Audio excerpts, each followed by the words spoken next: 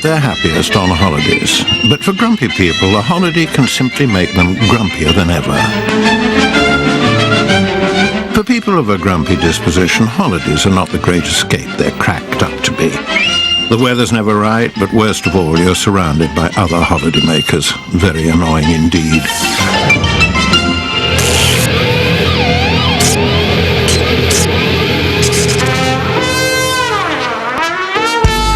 How hard can it be? All you want is sheer unadulterated luxury. You're thinking fabulous white sand beach, you're thinking coconut trees, all over suntans and romantic suppers at sunset. But what do you get? The worst holiday in my life? Oh, gosh, there are so many to choose from. Do you want worst holiday, sunshine holiday? Do you want worst holiday in Britain? Do you want worst long haul holiday, worst close holiday, worst camping holiday, worst skiing holiday, worst hotel holiday, worst luxury holiday, worst honeymoon? I'm one of those people who cannot understand why people want to go somewhere where they don't know where everything is. It's never hot enough. You're never thin enough. I think grumpiness is probably more universal in holidays now because people are bound to be more disappointed because their expectations are much higher. I've arranged my life such that I'm on holiday all the time, really, so really my best holidays would be just lurking around in South London. Occasionally, though, I feel the need to go abroad and confirm that really I'd rather be at home. Booking a holiday is the usual dizzy but pointless array of options. Winter sun, summer sun, not much sun, mini break, maxi break. Then there's the seriously tricky dilemma of who to go on holiday with. Do you brave it with your partner or chum up with friends? I like to go on holiday with friends, but every now and then you do it with some friends as a way of killing off the friendship forever. You normally, if you're on holiday, you have to take the person you're with at the time and pray it lasts through the holiday. My main priority is to ensure that I am very far away from other human beings. I'd quite like to go on holiday, but I can't find anyone to go with me. I've sort of like narrowed down, and even my own family sort of flinch when I mention it now. You booked the holiday for some serious relaxation, but the list of things that have got to be done before you leave home wears you out even more. Like organise the cunning burglar deterrent timer light switches that go off and on. Foolproof. Burglars must cruise down the roads until they see a landing light on and bingo, they know you're on holiday. Might as well leave them the front door key under the mat. If you were wondering if there's truly much difference between men and women, packing for a holiday is proof positive. Women pack for weeks. The spare room becomes mission control. They assume worst-case scenario, pack enough medical supplies for a field hospital. Couldn't hurt to throw in a tracheotomy kit. It's all logged in and ticked off with tragic attention to detail. Men, meanwhile, refuse to take packing seriously at all. Are in-denial packers. They just bung a few near-to-hand clothes into a bag. Result, the shorts and tartan socks look. And it'd be no good asking them for some Savlon dry spray the other end. I envy mail packing because it tends to start roughly about 3 hours before the flight's due to leave.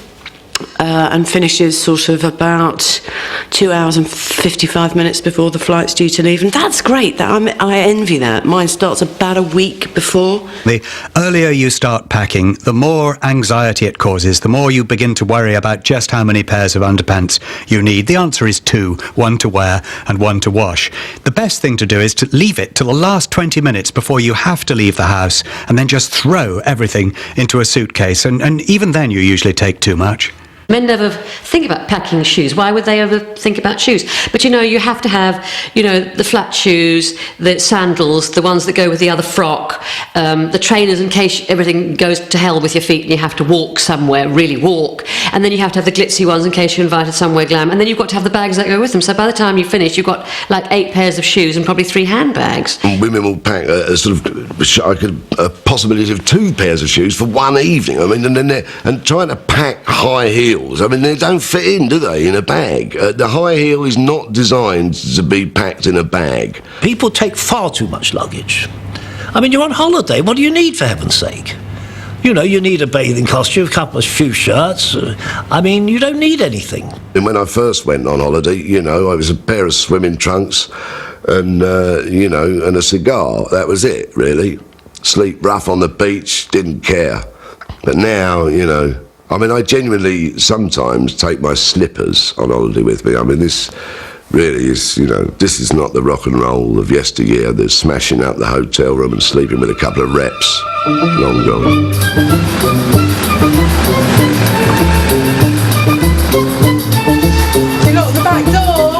In the brochure, the departure time looked quite civilised, but then you work backwards.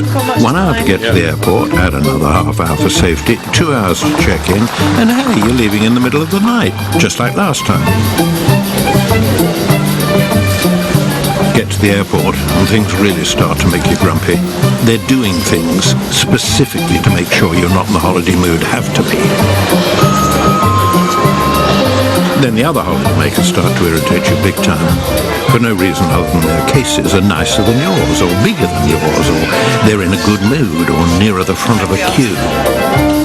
Well, the misery of getting to the airport and checking in is because of other people. There are just too many other people all trying to do the same thing at once, and all having got up too early, all with suitcases and cross and not having enough sleep and all of that. So that is a pain in the arse. There's no good time to get there. If you get there 4 hours before, they don't let you queue. So they open the queue 2 hours before, and of course everyone arrives there 2 hours before. So there's always a massive queue. The cool flyer will always get to the airport like just as the gates closing. That way you haven't got to go through all the check-in crap, you know, you have to go to queue up, you haven't got to go.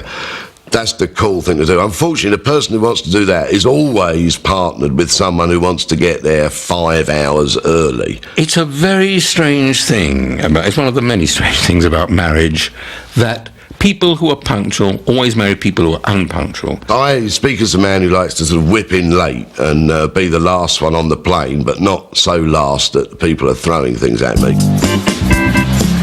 You eventually get to the check-in desk and wait for the heavy interrogation designed to catch you off guard.